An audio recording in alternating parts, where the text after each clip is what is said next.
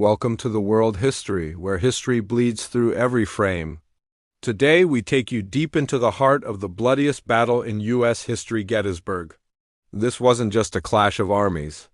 It was a storm of chaos, fear, and unthinkable sacrifice. The morning sky over Pennsylvania was shrouded in fog, but by noon, that mist was replaced with smoke-thick, choking cannon smoke curling over fields once green, now red with blood. From above, the battlefield looked like a cursed land, scorched and scarred, with soldiers living and dead strewn across every inch. Union and Confederate lines clashed with brutal force.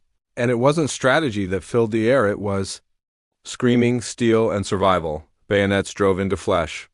Hands wrestled for rifles. Men locked in deadly struggle where every breath could be their last. Blood didn't just stain the ground. It flooded it. In the center of the chaos, a Union general barked orders from horseback. His voice fought to rise above the thunder of cannons exploding nearby.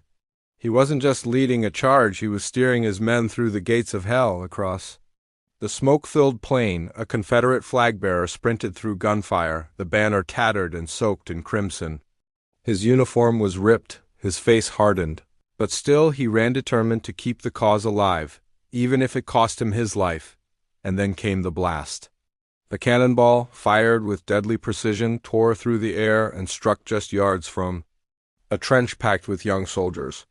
The explosion sent limbs flying, blood spraying, and silence falling, followed by cries that echoed across the hills, behind the lines. A field hospital was a scene of horror in itself. Tents packed with groaning men, medics yelling over the screams, blood pouring through bandages. Sawdust on the floor soaked in red, amputated limbs tossed into corners. No one left untouched. Among the chaos, a young soldier no older than 17 charged, with wide, terrified eyes. His face, caked in blood and mud, told the story better than words ever could. This was no noble charge. It was a descent into madness. Dawn rose again over Gettysburg, but not to peace. The fog now crept over broken rifles and fallen men who would never return home. The stillness was haunting. Uniforms fluttered in the breeze like ghosts of the men who once wore them. Far from the front, President Abraham Lincoln received updates in Washington. The weight of the nation sat on his shoulders as grim-faced generals delivered news of the staggering losses. The horror of Gettysburg was now etched into the very soul of the country. And yet, it wasn't over. One final, desperate assault would seal this battle into history. Pickett's charge. Thousands of Confederate soldiers surged uphill into a storm of bullets, a suicidal push that would break the back of the Southern Army. This was only the beginning. The blood would keep flowing, the names would be remembered, and the soil of Gettysburg would never forget. The battle raged on with no mercy. Welcome back to channel name, and now we step into the heart of the storm. Gettysburg was no longer a battlefield, it was a slaughterhouse of strategy, sacrifice, and shattered humanity. Every inch of ground was soaked in blood. Every tree, every rock, every blade of grass bore witness to the horror. Behind a thick oak tree, a Union sharpshooter locked his eye to the scope, steady hands despite the chaos around him. Bullets hissed past, tearing through bark and bone, but he didn't flinch. He was hunting shadows, firing with deadly calm, knowing that every shot could save a brother, or take one, across the field. Horse-drawn artillery thundered over thick mud, wheels grinding, cannons bouncing. Soldiers shouted over the roar of battle, struggling to keep control. Explosions erupted like lightning, shaking the ground beneath their boots. It was warfare at its rawest, metal, flesh, and fire colliding in violent rhythm. Among the fallen, one soldier lay dying, blood soaking through his torn uniform. In his trembling hand he held a photo, faded, cracked. A woman, a child, home. His lips moved, but no sound came. His eyes closed slowly, forever fixed on the faces that would never know how he died. The valley was choked with smoke and silence. Dead horses lay tangled with shattered wagons, trees blown apart as if by some monstrous storm. The land was destroyed. And still, the guns fired. Amid the chaos, a drummer boy sat frozen, his tiny hands stained red, his drum lying beside him, splattered, silent. Around him, comrades lay lifeless. He was just a child, but war doesn't care. That night, the wounded groaned in makeshift camps. A low fire flickered, casting ghostly shadows across the torn tents. Some cried for mothers. Others whispered prayers. The silence between screams was even worse than the sound of battle. In the mud, two flags lay crumpled and bloodied, Union and Confederate, no longer waving but fallen like the men who carried them. Once symbols of pride, now nothing more than reminders of devastation. As bullets screamed overhead, a priest knelt beside a dying man. His voice trembled as he gave the last rites, his hands shaking but steady. Faith didn't stop the bullets, but it gave the dying something to hold on to. Inside a battered stone farmhouse, commanders huddled over a flickering candle, arguing in hushed, desperate tones. The map before them was soaked in sweat and dirt. Lines shifted, plans failed.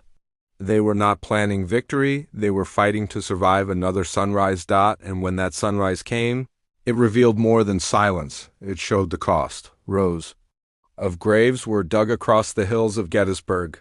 No more shouting, no more drums, just solemn faces lowering bodies into the earth. Some were marked. Many were not. The battle had reached its peak and broken everything in its path. Yet the war still burned. In the soil of Gettysburg, the story was not over, but history had already begun to bleed. In the dim light, smoke curled into haunting shapes, phantom silhouettes of soldiers who once stood tall. They were gone now, but something of them lingered in the air, as if the land itself refused to forget. In makeshift shelters just beyond the battlefield, civilian women moved with desperation, their dresses stained with blood, faces streaked. With tears they pressed cloth to wounds, offered water to dying lips, and held trembling hands. They weren't nurses. They were mothers, daughters, wives trying to piece together the broken souls war had left behind. The battlefield lay littered with broken muskets, shattered sabers, and boots torn from lifeless legs. Bones, some already picked clean by the birds, stuck out from the dirt like cruel reminders. Above it all, the sky turned crimson, as if even the heavens wept for what had happened below. In one corner of the carnage, a man's scream tore through the stillness. A soldier, barely clinging to life, thrashed as medics worked with saws and leather straps. No morphine, no relief. Just a rusty blade and two men holding him down. His agony became part of the landscape, another scar carved into Gettysburg. From a high vantage point, the sheer scale of the slaughter could be seen. Thousands of bodies stretched across the fields, blue and gray piled together. Enemies in life, equal in death. And amid the wreckage stood a lone figure, a war photographer. He set up his camera with trembling hands, capturing the aftermath in stark, painful detail. He didn't flinch as he framed the broken wagons, the burned-out barns, the fields soaked red. His images would bring the truth of Gettysburg to those far from the front end, haunt the memory of a nation. Wooden stretchers groaned under the weight of wounded soldiers as they were carried past smoldering haystacks and collapsed fences. Their faces were pale, their eyes empty. Some moaned. Some didn't make a sound. All were changed forever. Others sat silently on fallen logs and crates, staring into the void. Survivors, yes, but not the same men who had marched into that valley days before. The weight of what they'd witnessed crushed them more than any bullet ever could. On a blood-soaked hill, a group of Union soldiers slowly raised a torn flag. Their hands were shaking, their uniforms were in tatters, but they raised it high over the bodies of the fallen, over the battlefield of ghosts. It wasn't just a symbol of victory. It was a tribute to the price paid for it. As the sun broke through the clouds, it lit one final image, the American flag, stained with blood, fluttering over Gettysburg. A silent reminder that freedom, though precious, often comes at the highest cost.